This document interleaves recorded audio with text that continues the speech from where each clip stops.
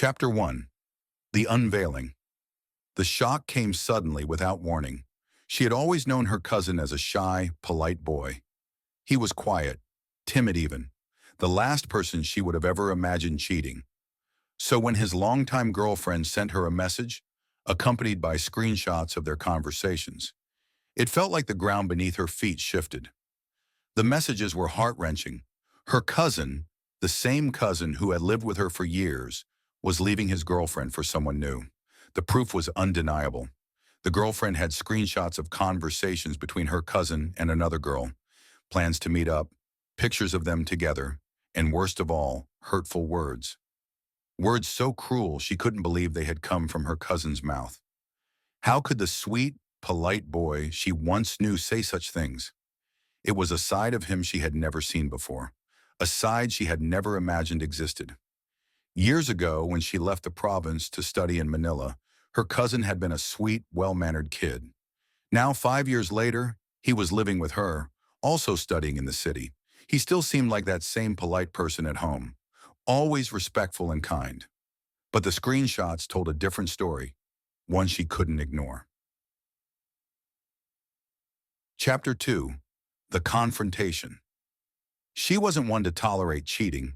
She couldn't stand the idea of someone disrespecting their partner, let alone someone as close to her as her cousin. It wasn't just about the cheating. It was about the complete disregard for another person's feelings, the cruelty that came with it. Determined to address the situation, she sat her cousin down for a conversation. Mahinahon lang, she was calm but firm. She asked him directly, why? Why would he do this to the girl he'd been with for 4 years? What was his plan, and what was his reason for treating her so badly?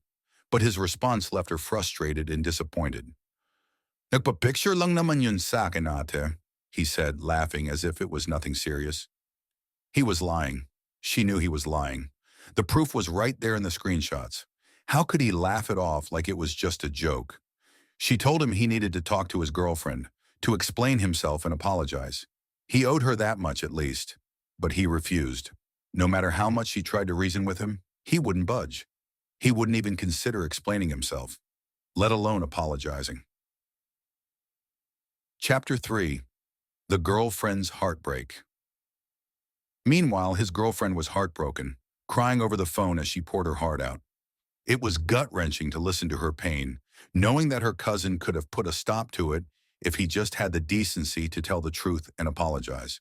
She tried to comfort the girlfriend, assuring her that she would talk to him again, but at the same time she told her that she needed to know her worth. "Don't ever beg for someone who disrespects you," she advised, but she knew the girlfriend deserved to know why her cousin had hurt her so deeply.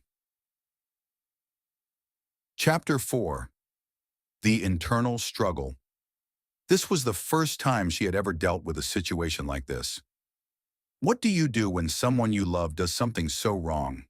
She didn't know how to handle it. She didn't want to let her cousin's behavior slide, but at the same time, she didn't want to destroy their relationship. He needed to realize that what he was doing was wrong, that relationships weren't something you could treat so carelessly. She didn't want to enable his actions, but she also didn't want to give up on him. Maybe if she approached him the right way, she could get through to him, help him understand that what he was doing was causing real pain, not just for his girlfriend, but for himself as well. A relationship isn't just a game, and the damage he was causing could follow him for a long time. But where to start? She was torn between confronting him harder, showing him the depth of the hurt he had caused, and trying to find a way to help him mature.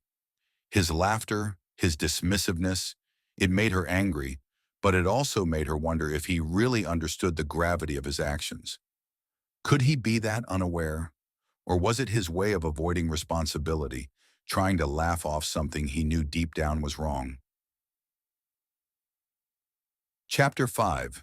Seeking Help. And so she reached out, unsure of what to do next. She didn't want to lose the bond with her cousin, but she also couldn't stand by and watch him hurt someone so deeply. She knew she had to handle the situation carefully, but how? She needed advice. Advice on how to get through to someone who didn't seem to take the situation seriously.